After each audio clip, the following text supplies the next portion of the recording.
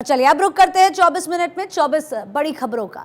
दिल्ली में फिर श्रद्धा जैसा हत्याकांड सामने आया है। लड़के ने पहले गर्लफ्रेंड की गला दबाकर हत्या की और फिर उसकी डेड बॉडी को फ्रिज में छिपा दिया। इससे पहले कि वो फ्रिज से निकाल कर शव को ठिकाने लगा पाता, खबर पुलिस तक पहुंच गई। देखिए रिपोर्ट।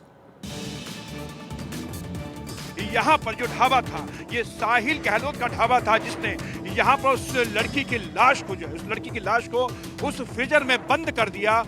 दिल्ली में एक बार फिर से श्रद्धा मर्डर केस जैसी वारदात सामने आई है, जिसमें लड़की की हत्या करने के बाद शव को फ्रिज में छिपा कर रखा गया था। पुलिस ने शव बरामद करने के साथ आरोपी को गिरफ्तार कर लिया। ये खौफनाक वारदात दिल्ली के हरदास नगर के मित्राओं गांव में अंजाम दी गई। दरअसल साहिल गहलोत अपनी गर्लफ्रेंड के साथ 2018 में लिव इन रिलेशनशिप में रह रहा था। हालांकि दूसरी तरफ उसने 10 फरवरी को किसी और लड़की से शादी कर ली। जब उसकी गर्लफ्रेंड को शादी की जानकारी हुई तो उसने शादी तोड़ने का दबाव डाला। इसी दबाव के चलते साहिल ने कार में गला घोंटकर लड़की की हत्या कर दी और उसकी डेड बॉडी को ढाबे के फ्रीजर में रख दिया। स्थानीय लोगों का कहना है कि साहिल ने यह ढाबा कुछ दिन पहले ही खोला था। बीबीसी पर भारत के खिलाफ प्रोपेगेंडा फैलाने, भारत की शांति और अखंडता को नुकसान पहुंचाने समेत तमाम आरोप लगते रहे हैं और ये आरोप सिर्फ बीजेपी शासनकाल में नहीं बल्कि कांग्रेस सरकार के समय भी लगते रहे हैं। अब बीबीसी पर टैक्स चोरी करने का आरोप लगा दिया गया है, जिसके बाद आयकर विभाग की टीम सर्वे करने पहुंची तो हंगामा मच गया। विपक्ष बौखला गया और निशाने पर थे तो सिर्फ पीएम मोदी।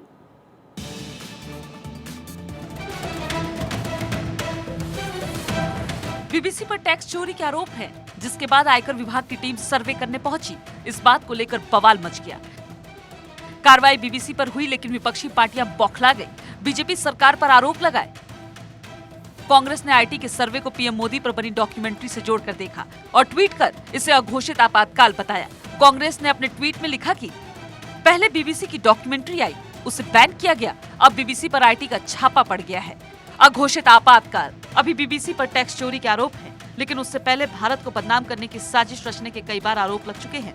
बीबीसी पर आरोप है कि पत्रकारिता की आड़ में प्रोपेगेंडा चलाने में लगा है और विवादित डॉक्यूमेंट्री इसी का हिस्सा बताई जा रही है। इस डॉक्यूमेंट्री के जरिए बीबीसी ने न केवल प्रधानमंत्री की छवि बल्कि देश की छवि भी खराब करने की कोशिश की और अब जब कानून का डंडा चला तो बीबीसी के साथ पूरा विपक्ष भड़क रहा है। बिहार में केंद्रीय गृह राज्य मंत्री नित्यानंद राय की हत्या की साजिश रचने का वीडियो वायरल हुआ, जिसके बाद हड़कंप मच गया और वीडियो में एक युवक शिव बारात के दौरान उन्हें जान से मारने की बात कहता हुआ दिखाई दे रहा है, जिसके बाद पुलिस प्रशासन में हड़कंप मच गया है।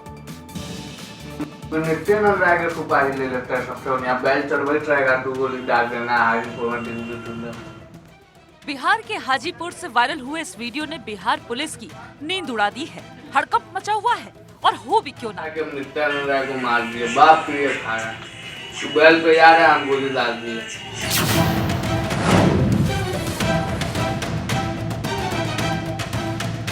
मामला इतना हाई प्रोफाइल जो है, दरअसल बिहार के हाजीपुर में शिवरात्रि की शोभा यात्रा में केंद्रीय गृह राज्य मंत्री नित्यानंद राय हर साल शिव जी की बारात की अगुवाई करते हैं। हर साल की तरह इस बार भी शिव बारात के लिए गृह राज्य मंत्री नित्यानंद राय का हाजीपुर के शिव बारात में शामिल होने का कार्यक्रम तय है। लेकिन महाशिवरात्रि के शिव बारात में शामिल होने से पहले केंद्रीय मंत्री नित्यानंद राय की हत्या की साजिश के एक वीडियो ने हड़कंप मचा दिया है। तुमको नित्यानंद राय के सुपारी ले लेता है सबसे, यहाँ बैल चढ़वैत रहेगा, 2 गोली डाल देना। हाजीपुर में दिल्ली के महरौली में लगातार 5वें दिन बुलडोजर की कार्रवाई जारी है। कल भी पूरे कार्रवाई के दौरान विरोध प्रदर्शन देखने को मिला, लेकिन भारी विरोध और सिसकियों के बीच प्रशासन का बुलडोजर चलता रहा। दिल्ली की तरह पंजाब की आम आदमी पार्टी सरकार की गवर्नर के साथ सीधे टकराव में शामिल हो चुकी है। ये टकराव राज्यपाल पुरोहित के एक खत के बाद शुरू हुआ, जिसके जवाब में मुख्यमंत्री मान ने तगड़े तेवर दिखाए और एक रिपोर्ट भी इस पर देखें आप। पंजाब के मुख्यमंत्री भगवंत मान और राज्यपाल बनवारी लाल पुरोहित आमने सामने हैं। पंजाब के सरकारी टीचरों को ट्रेनिंग के लिए सिंगापुर भेजने के मुद्दे पर गवर्नर बनवारी लाल पुरोहित और मुख्यमंत्री भगवंत मान के बीच शुरू हुई जंग थमती नहीं दिख रही। सीएम ने चंडीगढ़ में गवर्नर का नाम लिए बगैर तंज कसते हुए कहा कि पंजाब के फैसले जनता द्वारा चुने हुए लोग ही लेंगे, सिलेक्टेड लोग नहीं। इस बीच मुख्यमंत्री की ओर से गवर्नर को उनके द्वारा इसी मुद्दे पर लिखे गए पत्र का जवाब भी भेज दिया गया। इस पत्र में भगवंत मान ने लिखा है कि वो और उनकी सरकार 3 करोड़ पंजाबियों के प्रति जवाबदेह है। दरअसल पंजाब गवर्नर BL पुरोहित ने भगवंत मान सरकार को एक लेटर लिखा था। इसमें ट्रेनिंग पर विदेश भेजे गए टीचरों को सेलेक्ट करने संबंधित क्राइटेरिया पूछे गए थे। वैलेंटाइन डे के मौके पर दुष्कर्म के आरोपी राम रहीम और हनीप्रीत का अलग अंदाज देखने को मिला। इंस्टाग्राम पर 10 लाख फॉलोअर होने पर हनीप्रीत ने राम रहीम के साथ आकर केक काटा।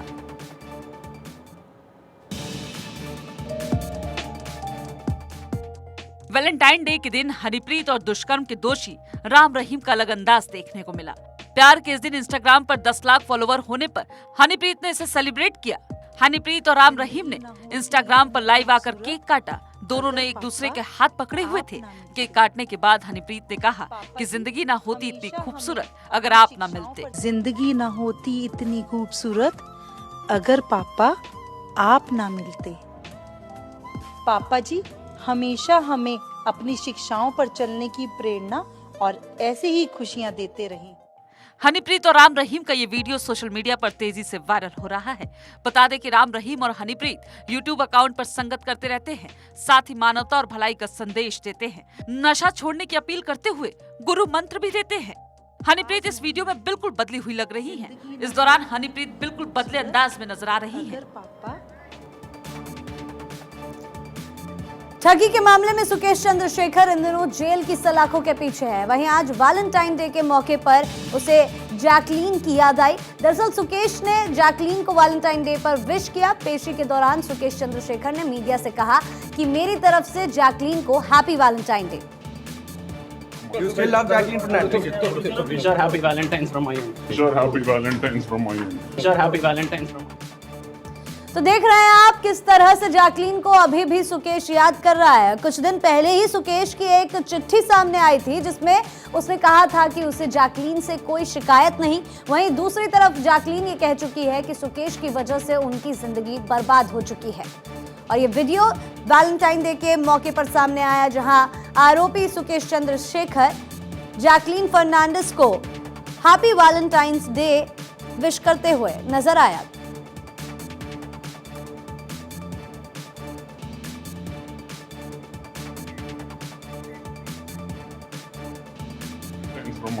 Wish her happy Valentine's from my end. You still love Jacqueline Fernandez? Wish her happy. Pandokhar सरकार ने साफ कर दिया कि पर्चा बहुत से लोग बनाते हैं। पर्चा बनाना कोई चमत्कार नहीं है, चमत्कार लोगों की बिगड़ी बनाना है। जिसके बाद एक बार फिर बागेश्वर सरकार चर्चा में आ गए हैं और लोगों के बीच उनकी इनकम को लेकर भी चर्चाएं होने लगी है। जबकि वो मंच से घोषणा करते हैं कि उन्हें किसी से भी 1 रुपये की भी दक्षिणा नहीं चाहिए। तो आपको बताते हैं कि धीरेन्द्र शास्त्री की इनकम का सोर्स क्या है, कहां से उनका पैसा आता है। बागेश्वर धाम के महाराज धीरेन्द्र कृष्ण शास्त्री मंच से घोषणा करते हैं कि वो किसी से 1 रुपया दक्षिणा में नहीं लेते। इसके बावजूद वो करोड़ों की लागत से बनने वाले कैंसर अस्पताल का ऐलान करते हैं। संस्कृत महाविद्यालय, 121 गरीब कन्याओं का निःशुल्क विवाह जैसी तमाम बातें करते हैं। लोगों के लिए भंडारा भी कराते हैं। जिसके बाद इस बात की चर्चा हो रही है कि बागेश्वर सरकार के पास आखिर इतना पैसा कहां से आता है। तो इसे वो समझाते हैं कैसे धीरेन्द्र शास्त्री की कमाई होती है। बागेश्वर मंदिर जाने वाले रास्ते की एंट्री करते ही एक काउंटर लगा है। काउंटर पर पहुंचते ही आपको यहां अर्थतंत्र कैसे काम करता है ये समझ में आने लगता है। यहां 5100 रुपए में श्री यंत्र मिलता है और दावा किया जाता है कि इस यंत्र से गरीबी दूर हो जाती है।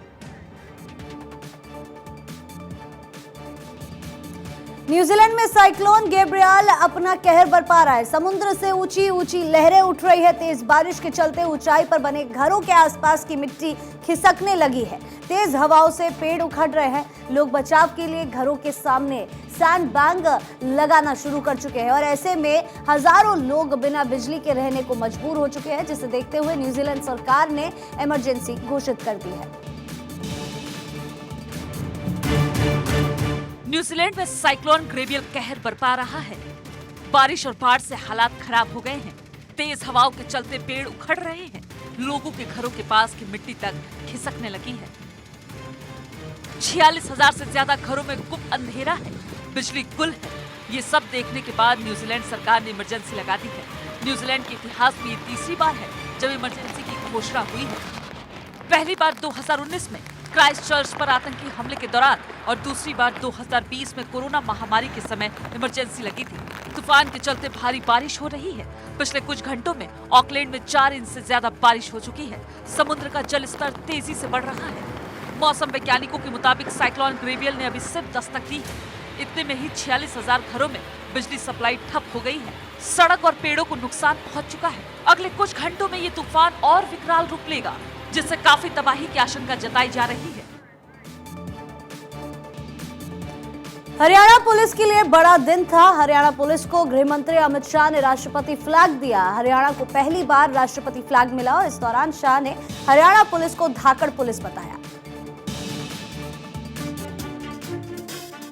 केंद्रीय गृह मंत्री अमित शाह हरियाणा पहुंचे, जहां उन्होंने हरियाणा पुलिस की शान में कसीदे पढ़ते हुए कहा कि हरियाणा पुलिस धाकड़ पुलिस है। मेरे लिए भी बहुत गौरव का विषय है कि हरियाणा पुलिस जैसी धाकड़ पुलिस को आज राष्ट्रपति सम्मान देने का काम मेरे हाथों हो रहा है। अमित शाह आज करनाल पहुंचे थे, जहां उन्होंने आतंकवाद के खिलाफ बड़ा ऐलान किया। उन्होंने कहा कि मोदी सरकार ने जम्मू कश्मीर से आतंकवाद का सफाया किया है। अब सरकार वामपंथी उग्रवाद का सफाया करेगी। नशे के खिलाफ हमारी सरकार बड़ी लड़ाई लड़ेगी। इसके लिए आईपीसी और सीआरपीसी कानूनों में बदलाव किया जाएगा। मधुबन के वात्सल स्टेडियम में शाह ने ऐलान किया कि देश में वामपंथी उग्रवाद 96 से 46 जिलों तक सिमट गया है। वामपंथी उग्रवाद में 70% से अधिक कमी आई है। जल्द ही इस उग्रवाद को पूरी तरह समाप्त कर दिया जाएगा। इससे पहले शाह ने पुलिस को राष्ट्रपति निशान दिया। हिंदू, मुस्लिम, सिख, ईसाई धर्म गुरुओं ने राष्ट्रपति निशान के लिए प्रार्थना की। इस दौरान लगातार 5 मिनट तक आतिशबाजी हुई। कॉलेजियम मामले को लेकर सुप्रीम कोर्ट ने एक बार फिर अपनी चिंताएं जाहिर की है। शीर्ष अदालत ने कहा है कि न्यायाधीशों की नियुक्ति के संबंध में अभी भी कुछ चिंताएं हैं और केंद्र सरकार से अपेक्षा है कि वो इन चिंताओं को दूर करे। सुप्रीम कोर्ट कॉलेजियम की सिफारिशों को मंजूरी देने में देरी को लेकर दायर याचिका पर सुनवाई कर रही थी। याचिका में कॉलेजियम की कुछ सिफारिशों को मंजूरी करने में केंद्र पर देरी करने का आरोप लगाया गया है, जिसमें जस्टिस संजय किशन कौल, जस्टिस मनोज मिश्रा और जस्टिस अरविंद कुमार की पीठ ने सुनवाई की। और सोमवार को सुनवाई के दौरान पीठ ने कहा कि पिछली सुनवाई के बाद कुछ विकास हुए हैं, क्योंकि इस बीच केंद्र ने सुप्रीम कोर्ट के न्यायाधीशों, हाई कोर्ट के मुख्य न्यायाधीशों और हाई कोर्ट के न्यायाधीशों की कई नियुक्तियों को अधिसूचित किया है। और साथ ही बता दें कि इससे पहले भी कोर्ट ने कॉलेजियम से प्रस्तावित हाई कोर्ट के जजों के तबादलों को अधिसूचित नहीं करने पर केंद्र पर नाराजगी जताई थी। और इस बीच सुप्रीम कोर्ट के मुख्य न्यायाधीश ने कहा है कि हाइब्रिड या ऑनलाइन सुनवाई की पद्धति जारी रहनी चाहिए। इस पद्धति में वकील के पास ऑनलाइन पेश होने का ऑप्शन होता है।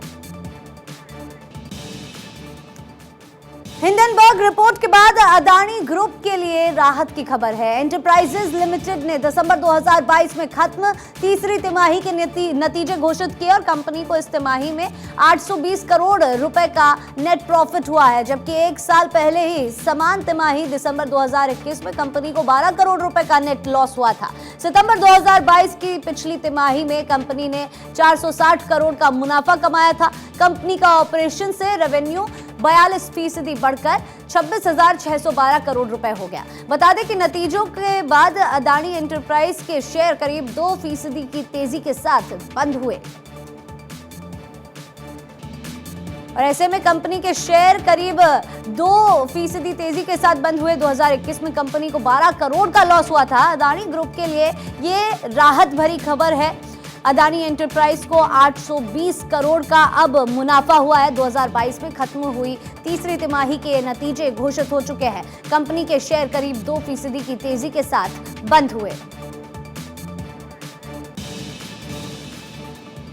अमेरिका में भारतीय मूल की रिपब्लिकन पार्टी की नेता निक्की हेली ने 2024 में होने जा रहे राष्ट्रपति चुनाव को लेकर दावेदारी पेश कर दी है। जानकारी के मुताबिक निक्की हेली दक्षिण कैरोलिना के चार्ल्सटन में एक स्पीच के दौरान अपने चुनाव अभियान की शुरुआत करेंगी। निक्की पार्टी के अंदर पूर्व राष्ट्रपति डोनाल्ड ट्रंप के सामने बड़ी चुनौती मानी जा रही है। निक्की हेली 2 बार साउथ कैरोलिना राज्य की गवर्नर रह चुकी है और वो रिपब्लिकन पार्टी की ओर से डोनाल्ड ट्रंप के खिलाफ खड़ी होने वाली है। पहली दावेदार है वो जो डोनाल्ड ट्रंप के खिलाफ खड़ी होंगी रिपब्लिकन पार्टी से। उधर भारतीय मूल के विवेक रामास्वामी भी राष्ट्रपति पद का चुनाव लड़ सकते हैं। विवेक की गिनती अमेरिका के दिग्गज अमीरों में होती है। अगर विवेक राष्ट्रपति चुनाव में उतरने का ऐलान करते हैं तो इस रेस में भारतीय मूल के 2 लोग हो जाएंगे। हार्वर्ड और येले यूनिवर्सिटी से पढ़े विवेक रामास्वामी एक करोड़पति बिजनेसमैन हैं और फिलहाल वो चुनाव में उतरने की अपनी संभावनाएं पर विचार कर रहे हैं। बताया जा रहा है कि अमेरिका के राज्य आयोवा में वो इसे लेकर कार्यक्रम आयोजित करेंगे।